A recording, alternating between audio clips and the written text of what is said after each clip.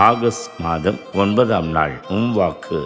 இன்றைய இறை வாக்குகளில முதல் வாசகத்தில் இணைச்சற்ற நூலில மோசே மக்களுக்கு சொல்லுகிற முதல் செய்தியாக, இஸ்ரேலே செவிகொடு, உன் ஆண்டவரை முழு உள்ளத்தோடு அவரை அன்பு செய் என்று சொல்லி இந்த அன்பின் கட்டளைகளை அவர்களுக்கு சொல்லிக் கொடுத்து அதன்படி நடக்கச் சொல்லுகிறார். எதற்காக இந்த கடவுளை அன்பு செய்ய வேண்டும் என்று பார்க்கிற பொழுது, அவரே நீ அன்பு செய்ய வேண்டிய கடவுள் உனக்கு எவ்வளவு செய்திருக்கிறார் யோசித்துப் பார் என்று சொல்லுகிற அந்த செய்தியும் நாம் இங்கு பார்க்கிறோம். நீ கட்டி எழுப்பாத பரந்த வசதியான நகர்களையும், நீ நிரப்பாத எல்லா செல்வங்களால் நிறைந்த வீடுகளையும், நீ வெட்டாத பாறை கிணறுகளையும், நீ நடாத திராட்சை தோட்டங்களையும் ஒலிவ தோப்புகளையும் அவர் உனக்கு கொடுக்கும்போது, நீ உண்டு நிறைவு கொள்ளும் போதும் அடிமைத்தன வீடாக எகிப்து வெளியே கூட்டி வந்த ஆண்டவரை மறந்து விடாதபடி கவனமாயிரு.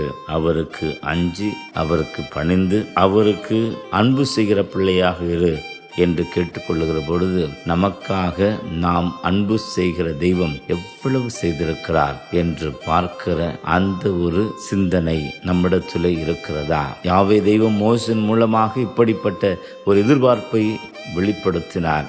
இன்றைக்கும் அதே எதிர்பார்ப்போடு இருக்கிற பொழுது அந்த தெய்வத்தை நாம் நன்றியோடு முழுமையாக அவருடைய செயல்களை உணர்ந்து கொண்டு அவருடைய அன்பு கட்டளைகளை கடைபிடிப்போம். அதே போல தன்னுடைய பிள்ளை வலிப்பு நோயால் பெரிதும் அவதிப்பட்டு இருக்கிற ஒருவரை நற்செய்தி வாசகத்தில் இயேசுனுடைய சீடர்களிடத்தில் கொண்டு வர, அவர்களால் அவருடைய நோயை நீக்க முடியாத நிலையில இயேசு ஆண்டவர் அந்த பிள்ளைக்கு நலன் தருகிறார். இதுல ஏன் சீடர்களால் முடியவில்லை என்று ஒரு கேள்வி வருகிற போது, அவர்களிடத்துல நம்பிக்கை இல்லை என்று சொல்லி இயேசு ஆண்டவர் சுட்டி காட்டுகிறார். இன்று நம்முடைய வாழ்வில் எவ்வளவோ நலன்கள் காண வேண்டும் என்று சொல்லி நாம் நினைத்து வழிபடுகிற போது பல நேரங்களில் இந்த அவநம்பிக்கை நம்மை பின்னுக்கு தள்ளிக்கொண்டே இருக்கிறது.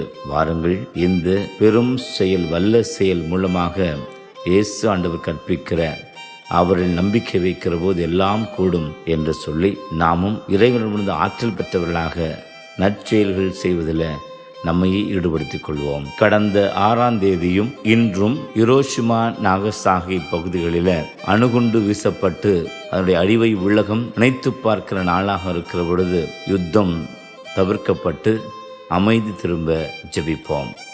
ஆமென்.